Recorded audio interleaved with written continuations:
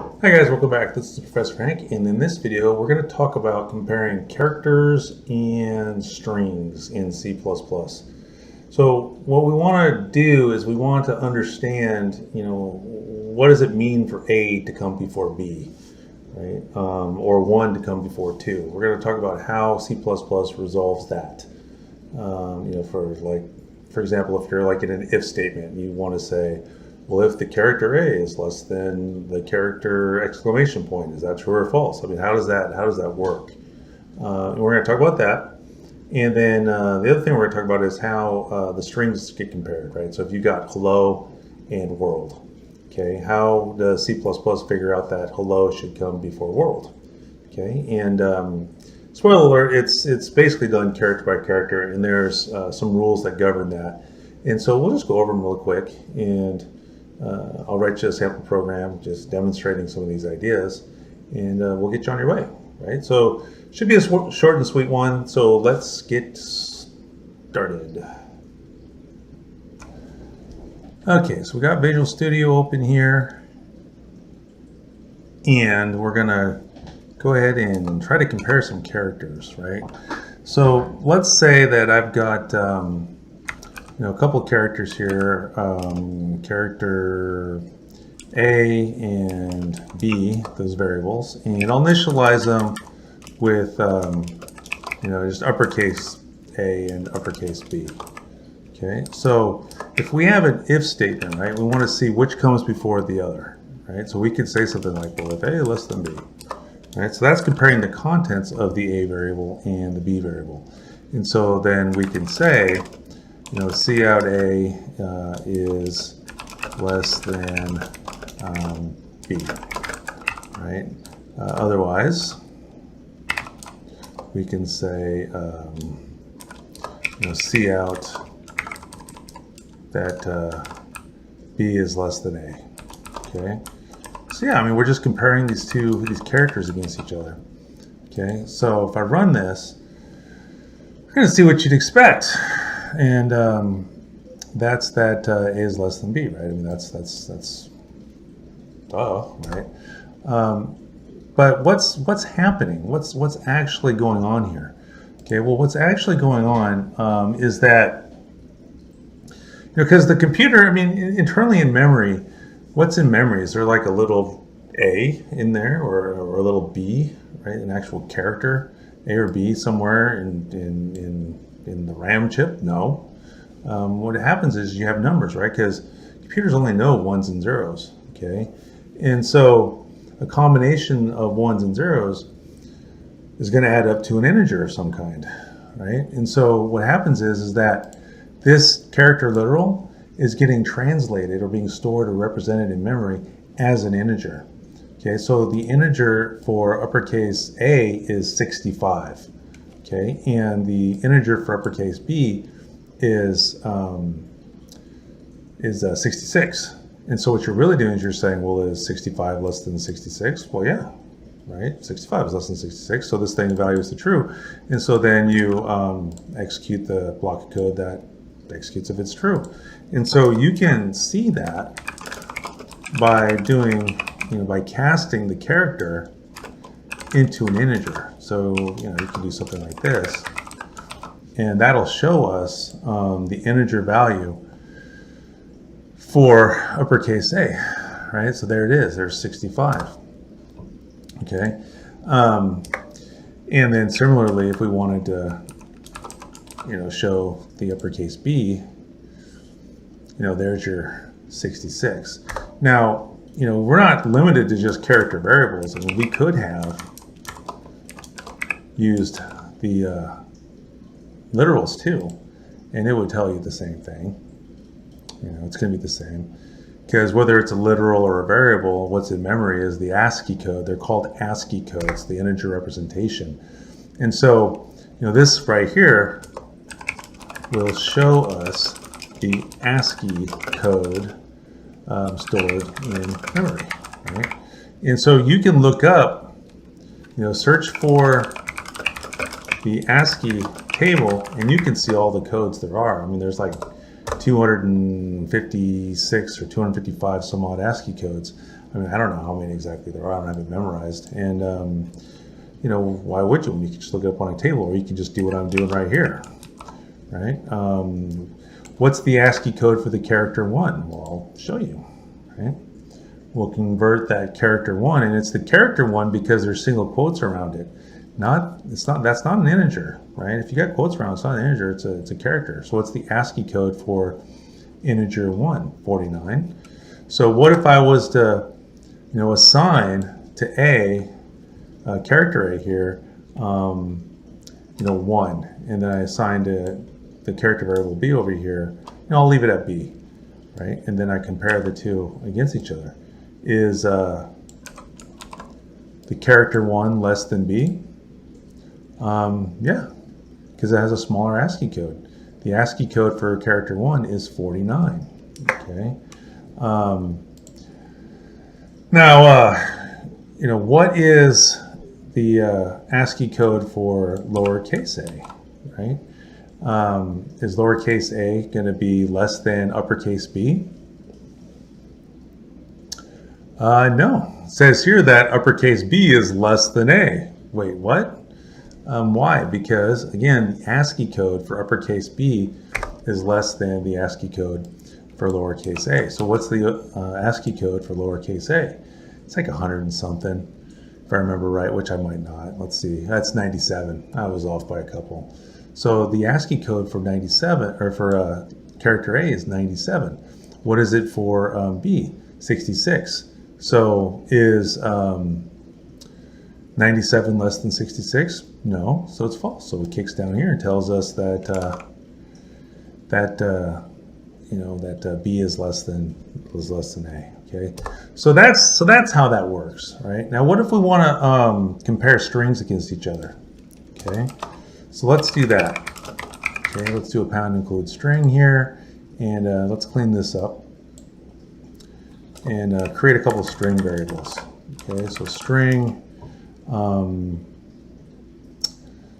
what? I'll just call it S1, and we'll make that Mary, and then S2, we'll make that Mark. Okay, and let's see if Mary comes before Mark. All right, so if S1 is less than S2, then what? Okay, and this works for string variables. For string literals, it wouldn't work the same because of how strings are represented in memory. But when we're comparing string variables, okay, we're going to say cout S1 comes before S2, right? Else, you know, if that's not true, then we'll flip that around. Okay, we'll say S2 comes before S1. Okay, so let's see what our result is here. Oops. Go ahead and compile. Okay, so there you go. So it tells us that Mark comes before Mary, right? So this test expression on line 10 is false because Mary is not less than Mark, right? So we kick down to the else and we say that Mark comes before Mary. So S2 comes before S1. So how did C++ figure that out? Right now, there's no word Mary inside a RAM chip. There's no word Mark inside a RAM chip. All we got are the ones and zeros. Okay, well, what happens is this. Okay, in memory, I'll make some comments here. Okay, what you have is, stop it. You've got an array of characters essentially. You've got these characters right next to each other, M, A, R, and Y. Okay. Now for each one of these characters, there is the ASCII code, whatever it may be. So let's see what it is for Mary. Okay. So we'll go through and we'll write a little for loop here for int I equals 0, I less than S1 dot size I plus plus. Okay, and we'll just forgot my parentheses there. Okay, so we'll just go through and we'll do that data conversion thing again. So cout static cast as an int s1 of I. Okay, so that's going to show us all of the ASCII codes, and I'll put a space in between them.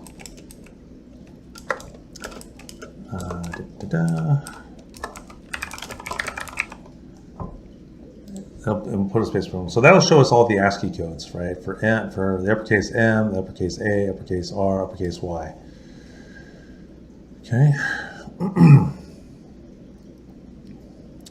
So those are the ASCII codes. So 77, 97, 114, 121. Okay, now let's do the same thing, but for Mark, right?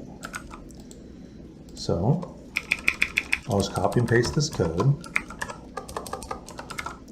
Okay, and we'll do that for the second string. Okay, so we'll do that, and let's go ahead and run that side by side. Go ahead and run it, and we'll see the ASCII codes side by side, right? So the first line here is all the ASCII codes for Mary, as I showed you previously. So the second line is all the ASCII codes for all the characters in Mark.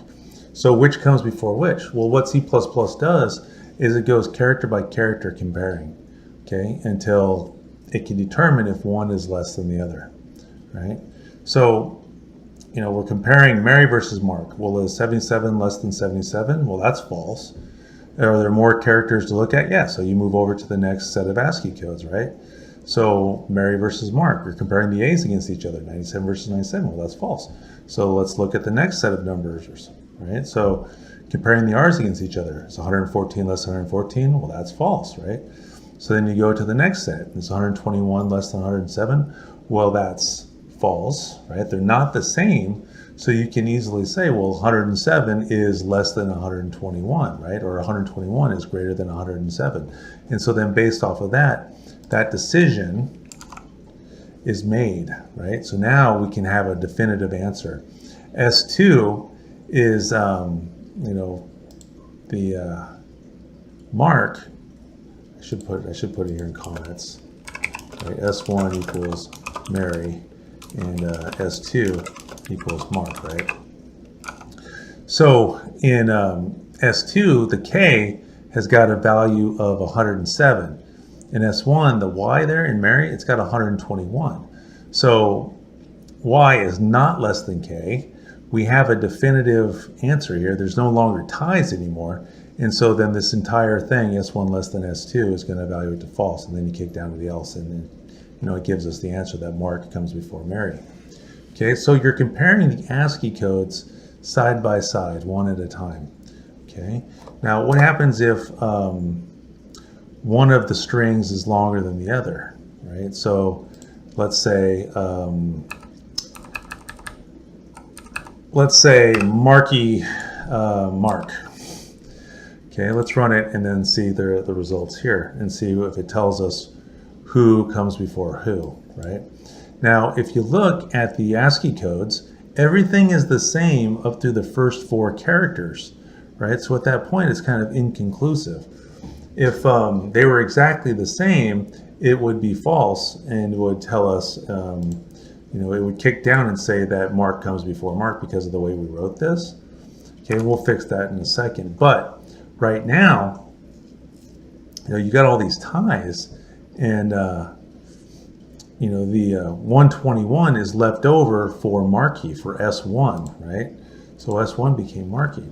And so since they're all a tie up through the first 4 characters, the string that's longer, that one is considered coming later. That one's considered greater. So when you've got a tie for all the characters up to a certain point, the string that has more characters in it is considered greater. Is considered greater. Or on the flip side, the string that has fewer characters, if there's a tie up to those, you know, up to the length of one of the strings, is considered less than. Okay. Now let's fix this now, where we can say what happens if they're both exactly the same, right? Well, then we could say else if S1 is greater than S2, right? And then finally we can have an else down here that says, well, they're both the same.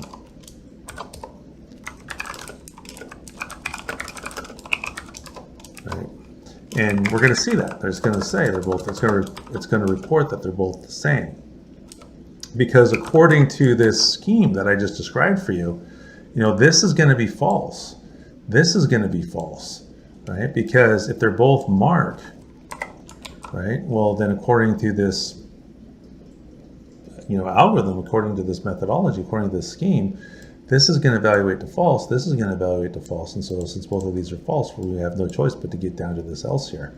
So let's go ahead and do it. It should tell us that they're the same. Oops, I got a syntax error here. What is it? Let's see out. They are the same. Why do you care? Oh, end line. Forgot the L. Sorry. Those of you watching the video probably picked it up. But that's the benefit of buddy programming, right? So you can see they're the same. So the lengths are the same. All the ASCII codes are exactly the same. Neither of these less than or greater than is going to evaluate the true. They're both false. Because since they're the same, there's no pair of ASCII codes being compared that's less than or greater than the other. And so neither of these are going to evaluate the true. They're both false. And so then we can kick down to our else. Okay, so just to summarize, it's based off of the ASCII codes. It's based off of the ASCII codes. So if you're comparing individual characters against each other, it's just one ASCII code versus the other. Now, if you're comparing string variables, then you just go character by character, comparing those ASCII codes, until you don't have a tie, right? And then whoever's ASCII code is bigger, once there's not a tie anymore, is considered bigger, coming afterwards. So Mary is considered bigger than Mark because where they differ, the Y is bigger than the K, right? But if they were the same, for the entire first string, okay, the string that's longer is considered bigger. That's it. Okay. All right, so that's all I have for you. Okay, so that's going to bring this video to a close. If you felt that the video was useful, please consider giving the video a thumbs up. And if you thought that the video sucked, well, then you've got that thumbs down button as an option as well. If you'd like to see more videos, if you're interested in more content from the channel, feel free to hit that subscribe button. And as usual, if you're a student of mine and you have further questions, feel free to drop me an email or to stop by my office hours. Okay, thanks for watching, and we'll see you next time.